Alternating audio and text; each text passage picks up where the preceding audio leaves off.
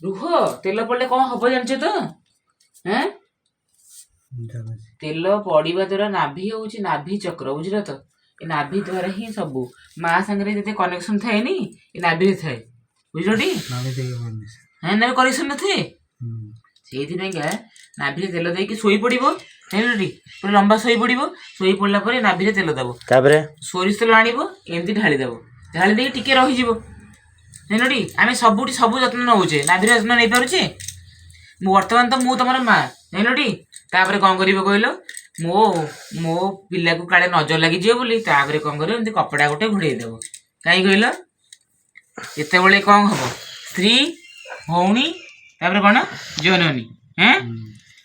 ମାନେ ରୋଗ ବେଳେ ଜନନୀ ହେଲା, ବର୍ତ୍ତମାନ ତମ ଜନନୀ। ସେଇ ଯୋଗୁଁ ମୋ ପିଲାକୁ କାଳେ ନଜର ଲାଗିଯିବ, ସେଥିପାଇଁ ମୁଁ କ'ଣ କଲି? ଗଞ୍ଜିଟା ତ ଆଉ ପିନ୍ଧେଇ ପାରିବିନି, ସେଇଥିପାଇଁ ମୁଁ କ'ଣ କଲି? ଗଞ୍ଜିଟା ଏମିତି ଘୋଡ଼େଇ ଦେଲି।